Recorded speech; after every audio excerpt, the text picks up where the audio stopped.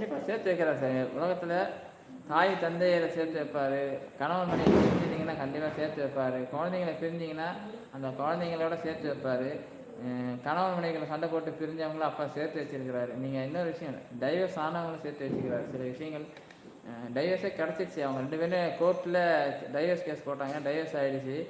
ஆனாலும் நம்மளோட பிரார்த்தனை பயத்தில் வந்து அந்த சகோதரிக்கு கணவனோட வாழணும்னு ஆசை. அதனால் அவங்க ரொம்ப அழுது நம்மக்கிட்ட சொன்னாங்க, பாபா நான் அவர் கூட தான் வாழணும்னு. கோர்ட்டால் டைவர்ஸ் ஆனவங்க அவங்க 2 பேருமே சேர்ந்து இன்றைக்கி ரொம்ப சந்தோஷமாக இருக்கிறாங்க சாயிராம்.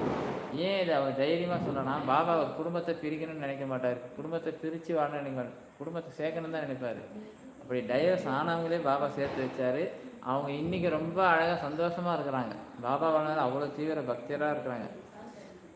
கோர்ட்டால் விளக்கப்பட்டவர்கள் இவங்க பிரிஞ்சு கிட்டத்தட்ட ஒரு 3-4 மாதம் தனியாக இருந்திருக்கிறாங்க. அதுக்கப்புறம் அவரோட மனசை மாறி அவரே நேராக வந்து பேசி, அப்புறம் இந்த அம்மா போய் பேசி புதுசாக திருமணம் பண்ணாங்க. திரும்ப அதுதான் உண்மையிலே, என்ன டைவர்ஸ் ஆச்சு, நம்ம அந்த வாழ்க்கை வேண்டாம், இனி புதுசாக வாழ்க்கையை தொடங்கலாம்னு சொல்லி 2 பேரும் புது வாழ்க்கையை தொடங்கி இன்றைக்கி ரொம்ப மகிழ்ச்சியாக இருக்கிறாங்க. 2 பேரும் விட்டு கொடுத்து வாழறாங்க சாயிராம்.